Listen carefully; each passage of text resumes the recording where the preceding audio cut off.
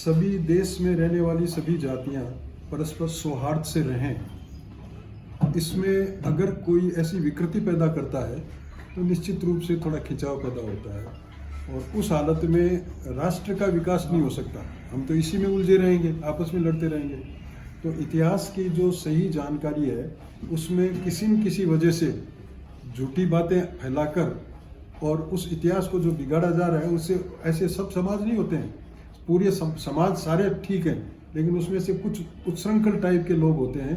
ऐसे लोग जो इस तरह की बातें उछालते हैं उससे खामखा विद्वेष पैदा होता है जातियों में और वो राष्ट्र के लिए अच्छा नहीं है, समाज के सौहार्द को बिगाड़ता है। तो आगे सर आपकी क्या प्लानिंग है? अगर इसी तरीके से ये लोग माहौल बनाते रहे तो फिर आप लोग और क्या स्टेप लेंगे सर? ये माहौल कोई आज नया नहीं है। इतिहास को बिगाड़ना हमारी देश की आज़ादी के आसपास से शुरू हो गया।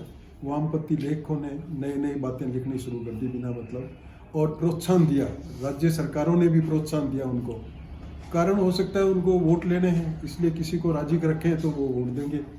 और ऐसे इस तरह से जो प्रोत्साहन देने से जो पहले ऐसा लग रहा था वामपंथी लोग प्रोत्साहन दे रहे हैं, वो ही नहीं, दक्षिणपंथी लोग भी प्रोत्साहन दे रहे हैं। कारण है सारा राजनीतिक। लेकिन राजनीतिक कारण से अगर समाज के स्वार्थ को बिगाड़ा जाता है तो ये देश के हित में नहीं है। इसलिए हम इस बात को स्पष्ट करते हैं, जहाँ भी ऐसी बात आती है वहाँ जो आवश्यक हो वहाँ हम पूरी सही जानकारी पहुँचाते हैं।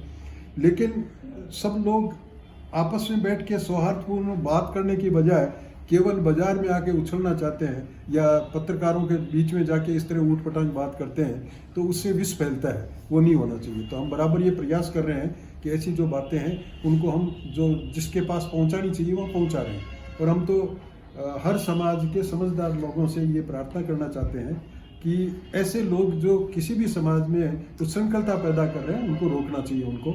और सही जानकारी प्राप्त करने के लिए हमारे साथ बैठ सकते हैं, बातचीत कर सकते हैं, पुराने इतिहास पढ़े हैं, इतिहासों के माध्यम से सारी बात कर सकते हैं। ठीक है सर, थैंक यू। अभी रिसेंटली पृथ्वीराज चौहान को जैसे गुर्जर बताया गया है, वो गुर्जराधिपति थे। पृथ्वीराज चौहान तो अजमेर के थे और अजमेर से वो जीत कर उन्होंने वो जो गुर्जर प्रदेश थे, गुर्जर और गुर्जर में फर्क है। गुर्जर प्रदेश है, जैसे मारवाड़ एक प्रदेश है वैसे गुर्जर प्रदेश है, उस प्रदेश का अधिकार था। महाराणा अमर सिंह, महाराणा प्रताप के जो लड़के थे अमर सिंह, उनके सामने सिसोदिया वंश जो है उसमें दो खांपे हैं, एक चुंडावत एक सक्तावत। वो चुंडावत और सक्तावत दोनों इस बात पे महाराणा के सामने अपनी अर्जी पेश कर रहे थे कि साहब हरावल में हमको रखा जाए। हरावल कहते हैं अग्रिम पंक्ति, मतलब जिनको देश के लिए मरने की इतनी तीव्रता है और इतनी लगन है कि अगर मरना हो तो पहले हम मरे। तो वो आपस में लड़ते थे कि हमको रखो, वो कहता हमको रखो। तो अमर सिंह जी ने कहा कि सीधी सी बात है, ऊंटाला पे अभी अपना अधिकार नहीं है। जो सबसे पहले ऊंटाला गढ़ में प्रवेश कर जाएगा उसको हरावल का जिम्मा मिलेगा। अब देखिए प्रतिस्पर्धा कैसी हो रही है कि हम कैसे पहुंचे। एक खाप गई और किले के जो दरवाजे थे उनको तोड़ने का प्रयास किया, लेकिन दरवाजे में कीले होते हैं, हाथी से टक्कर दिलाई, हाथी वापस आ गए। तो उनके जो सरदार थे वो जाके किलों पे खड़े हो गए कि अब टक्कर मारो। सीधी बात है को मरना है, लेकिन अब टक्कर मारो। उधर दूसरे जब देख रहे थे कि किले की तरफ तो ये बढ़ गए, हम कहाँ जाए, तो दीवार पर चढ़ रहे थे कि दीवार पर चढ़ के हम अंदर चले जाएं पहले। और दीवार पे चढ़ रहे थे तो ऊपर जो किले में जो मुसलमानों के जो सिपाही थे वो गोलियां चला रहे थे। तो वो दीवार पे चढ़ते चढ़ते गोली लगी उनके, वो नीचे गिर गए, वापस चढ़े। इसी बीच समाचार आ रहे थे कि साहब अब तो वो जाके किले के उनमें जो कीले लगी हुई है, कीलों के ऊपर खड़े हो गए और हाथी टक्कर मार रहा है। तो उन्होंने सोचा ये तो कहीं ऐसा नहीं हो टूट जाए फाटक और वो अंदर घुस जाए, तो खुद ने अपना सर काटा फेंक दिया अंदर। जहां ऐसा देश के लिए मैं मरूं पहले इस तरह की भावना थी, उसको भी कल परसों कोई एक सम्मेलन था जिसमें बिगाड़ा गया, जिसमें यह कहा गया कि वो तो आपस में बाहर लड़ रहे थे और मुगलों ने उस पर कब्जा कर लिया, उनको पता ही नहीं हिस्ट्री का।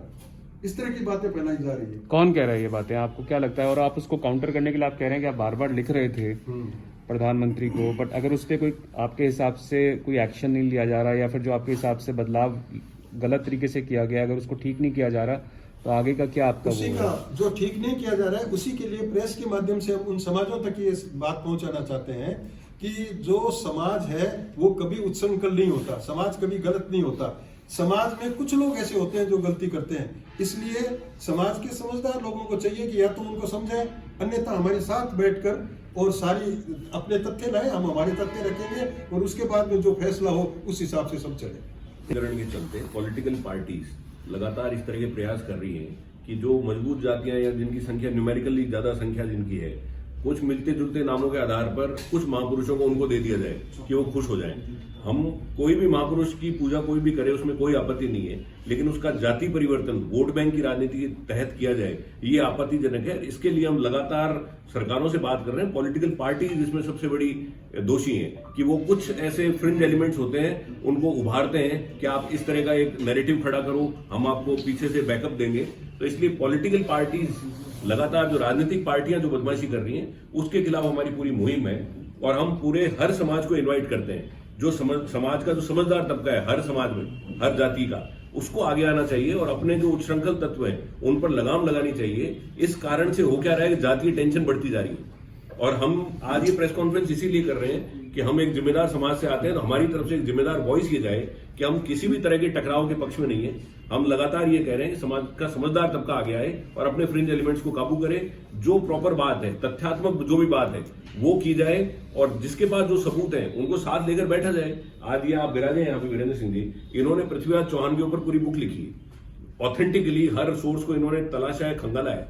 तो अगर किसी को ये लगता है कि केवल एक शब्द मात्र से वो किसी महापुरुष को अप्रोप्रिएट कर लेंगे, वो चीज उचित नहीं है। हमारा गुर्जर समुदाय, जाट समुदाय, बिश्नोई समुदाय, सभी समुदायों से पिछले हजारों सालों से बड़ा अच्छा पीसफुल को एग्जिस्टेंस रहा है, किसी भी तरह का कोई तनाव नहीं रहा। लेकिन ये जो नया जो एक वर्ग उभरा है, जो नए नए आइडेंटिटी क्रिएट कर रहा है, हम उन्हीं वर्गों से अपील कर रहे हैं कि अपने इस वर्ग को संभालें जिससे कि सामाजिक टेंशन नहीं बढ़े। तो आपको लगता है कि सिर्फ कोई पर्टिकुलर पॉलिटिकल, आपने कहा पॉलिटिकल पार्टीज, क्या जो रूलिंग पार्टी है वो आपके हिसाब से उनको माइनॉरिटी अपीजमेंट कर रही है या फिर जातीय तुष्टीकरण कर रही है? साहब ने बताया कि शुरुआत अंग्रेजों ने की, फिर वामपंथियों ने उसको पकड़ लिया और अब दक्षिणपंथी भी उसको, वामपंथियों ने उसको धार्मिक आधार पर किया, अब दक्षिणपंथी उसको जातीय आधार पर और ज्यादा उसको सेग्रीगेट कर रहे हैं।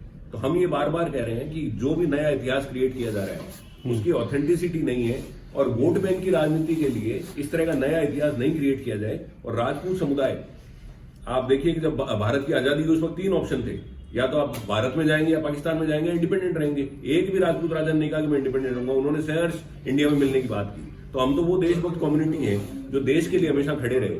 हमारे पास इतिहास है, इसके लिए हम बड़े अति संवेदनशील हैं, भावुक भी हैं। तो अगर हमारे इतिहास के साथ वोट बैंक की राजनीति के तहत ऐसा कुछ भी किया जाएगा तो हम पहले तो जनजागरण शुरू करेंगे। हमारी हर जगह हमारी बैठकें होंगी और जो भी पॉलिटिकल पार्टी इस तरह की बात करेगी उसके खिलाफ हम पूरा माहौल बनाएंगे, उसकी इस काम को हम खुलासा करेंगे।